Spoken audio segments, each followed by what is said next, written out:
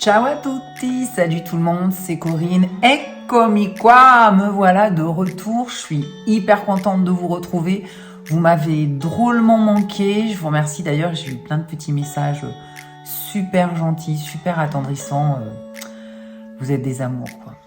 Merci vraiment de tout mon cœur. Bon, alors aujourd'hui, je vais vous parler de la finale du Festival de Sanremo.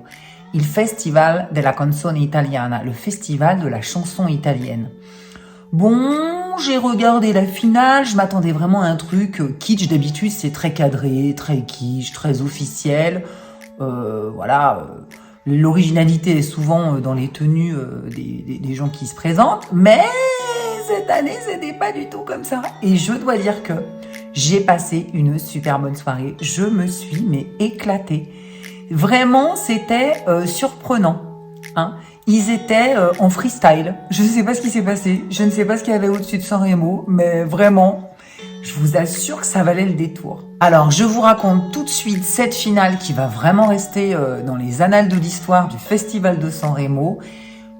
Croyez-moi, ça vaut son pesant de spaghetti. Bienvenue sur Nuovo Respiro, moi c'est Corinne et sur cette chaîne, je partage avec vous ma passion, mon amour de l'Italie. Si vous voulez découvrir l'Italie, si vous voulez mieux comprendre l'Italie contemporaine, si vous voulez approfondir vos connaissances, vous êtes au bon endroit. Je souhaite la bienvenue aux nouveaux abonnés, vraiment ça fait chaud au cœur. Je fais de gros mimi aux fidèles de la première heure. Et voilà, maintenant je suis de retour et c'est reparti quoi. Je vous invite à liker, à vous abonner, à partager. Bon, vous savez, cette publicité, c'est pas ce qu'on préfère faire, mais pour le coup, c'est très important. Cela donne de la visibilité à la chaîne. Bon, vous savez que YouTube, c'est gratuit, donc n'hésitez pas à mettre un petit pouce et à vous abonner et à commenter. Allez, on arrête avec la pub, on commence tout de suite. La 73e édition du Festival de Sanremo, donc le festival de la chanson italienne, s'est déroulée cette année du 7 au 11 février. Si vous voulez apprendre des choses sur ce festival de Sanremo, sur son histoire, je vous invite à regarder la vidéo que j'avais faite l'année dernière qui vous explique un petit peu d'où c'est venu, pourquoi c'est à Sanremo, etc., etc. Ce programme phare de 5 jours était présenté par Amadeus. Amadeus, c'est la star du paysage audiovisuel italien. Tout le monde le connaît, il est très populaire.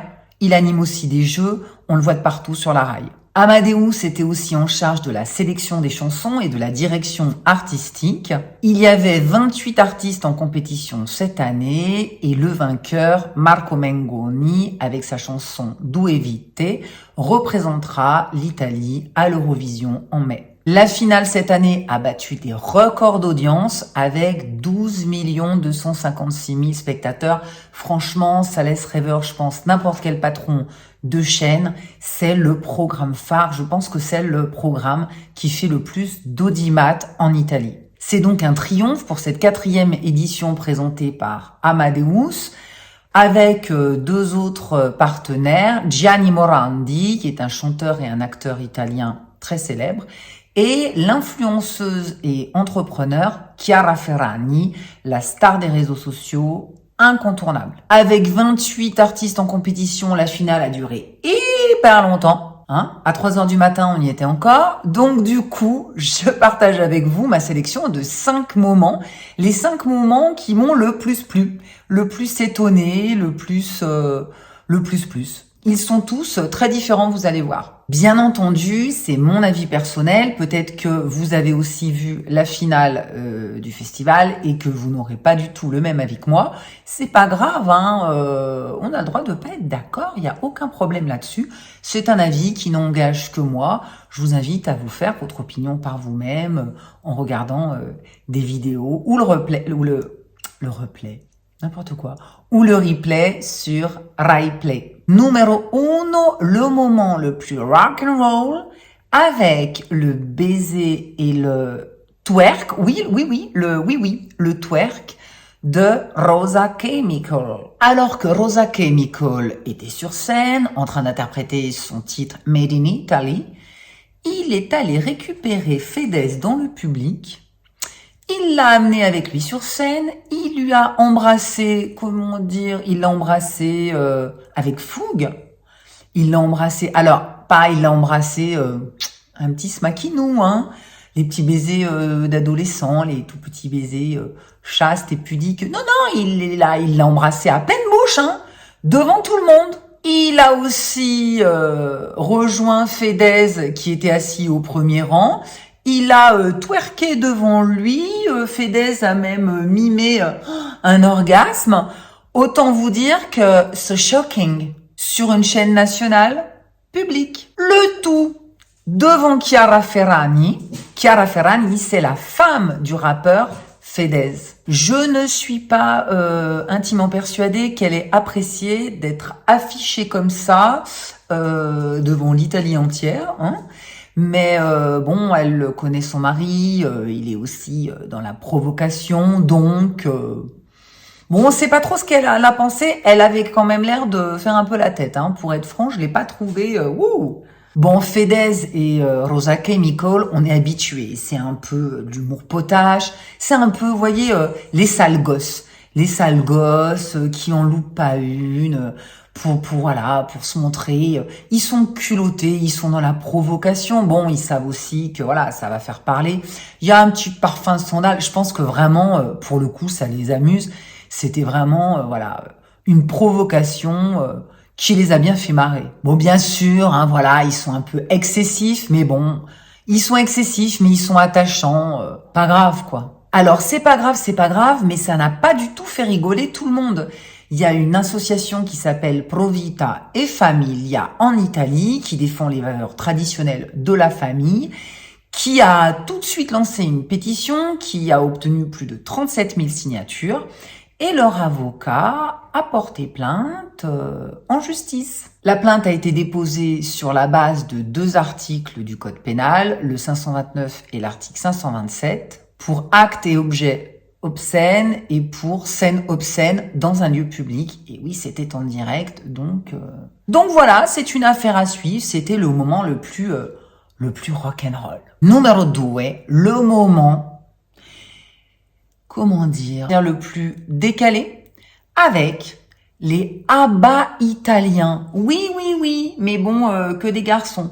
I cugini di campagna. I cugini di campagna, je ne les connaissais pas. C'était pour ça que j'ai été vraiment étonnée, surprise.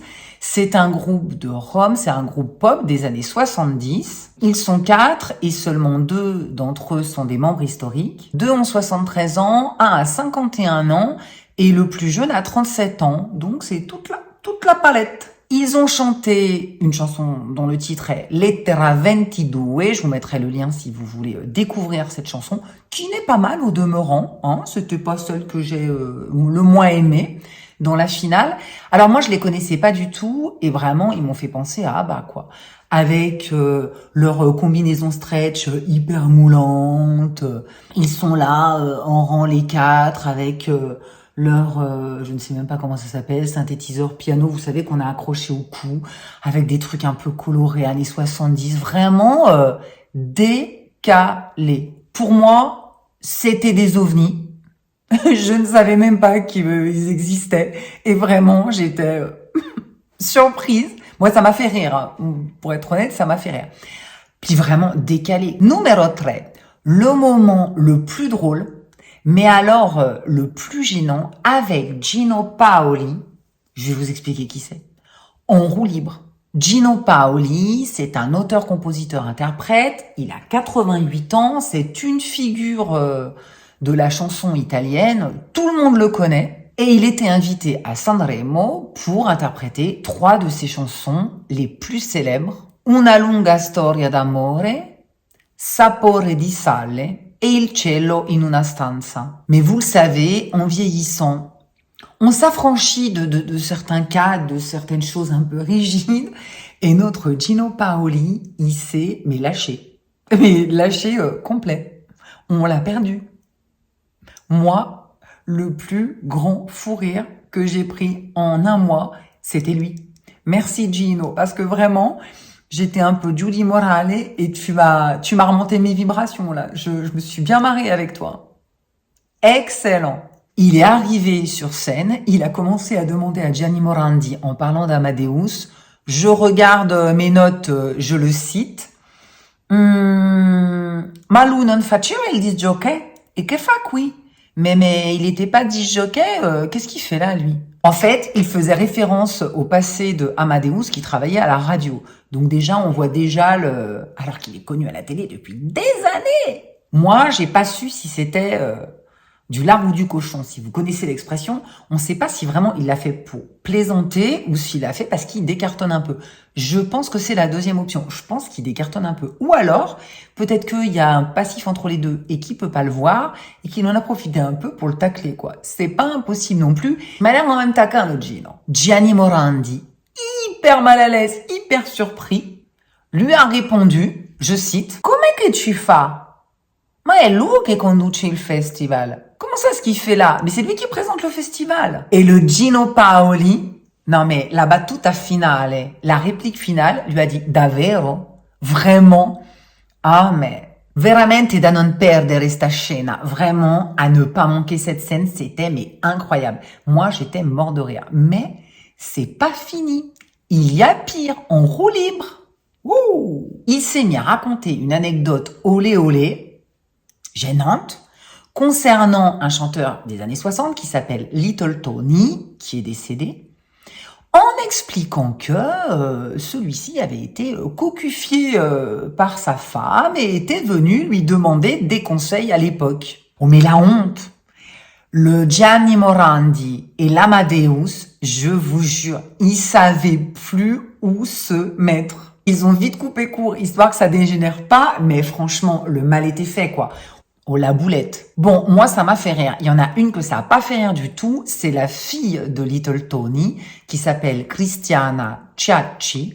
Et elle, par contre, elle s'est exprimée publiquement. Elle demande des excuses publiques de la part de notre Gino, parce qu'elle estime que il y a une offense faite à la mémoire de son père, déjà une, à sa famille plus généralement, et alors beaucoup plus largement, à tous ses fans, quoi. Numéro 4, le moment le plus glamour. Oddio, Luisa Ranieri, vous la connaissez.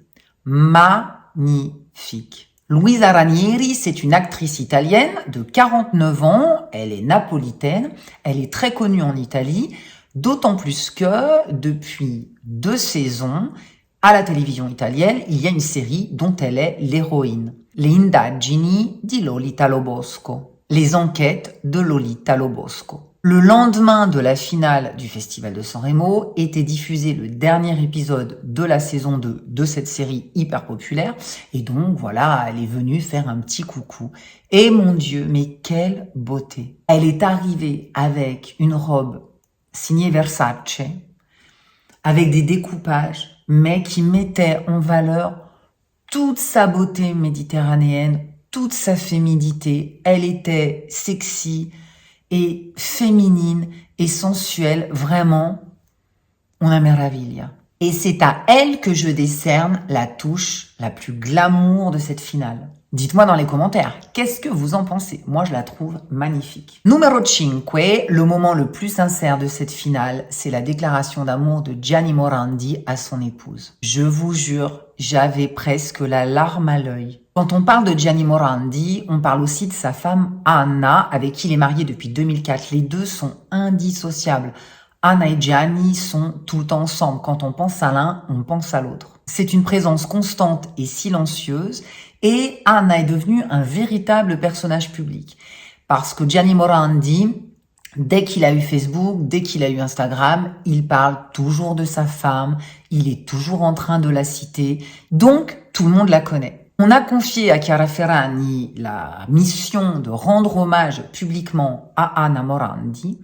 Et elle l'a fait, je trouve, avec beaucoup de douceur et beaucoup de respect et beaucoup de... Je sais pas, vous allez me dire ce que vous en pensez. Lors de la première soirée de la finale, Chiara Ferragni s'était présentée avec plusieurs tenues, dont une étole blanche qui avait un message très fort derrière. Je vous expliquerai tout dans une autre vidéo.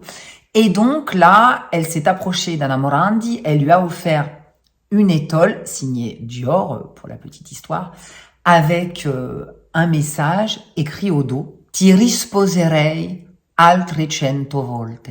Je t'épouserai à nouveau 100 fois encore. En fait, ce message, c'est une déclaration que Gianni a fait publiquement à son épouse Anna lors de leur anniversaire de mariage en 2021. Donc notre Chiara Ferragni va vers Anna Morandi, lui offre l'étole.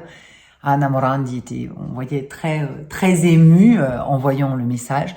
Et notre Gianni, ne restant pas du tout dans les convenances et dans les choses obligatoires, qu'est-ce qu'il a fait? Il est allé rejoindre sa femme.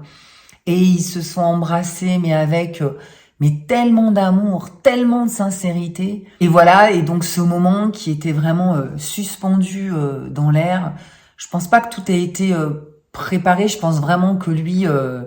il a écouté que voilà sa spontanéité et son cœur, et c'était vraiment beau. Vous savez, c'est un peu ces moments télévisuels dont on se rappellera toujours parce que il y a un silence qui se fait un moment, comme si un ange passait, et c'est un chouette moment de télé, quoi. Donc vous le voyez, cette finale, elle a vraiment été surprenante. Ça a été un mélange de très cadré, très officiel, avec du n'importe quoi freestyle.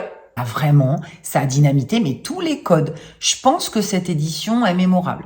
Ça fait encore beaucoup le buzz maintenant sur les réseaux. Vous voyez, il y a la plainte contre l'un, la plainte contre l'autre. Et encore, je vous ai pas tout raconté parce qu'il s'est passé des choses avec mon chouchou d'amour Blanco. Je vous expliquerai ça dans une autre vidéo. Et du coup, vraiment, on en parle autant, voire plus après qu'au moment où il y avait le festival de San Remo. Ça, c'est quand même extraordinaire, quoi. Voilà, moi je vous remercie d'avoir regardé cette vidéo, j'espère que ça vous aura intéressé. Je vous fais des gros bisous, à vendredi pour un nouveau respiro. Ciao ciao.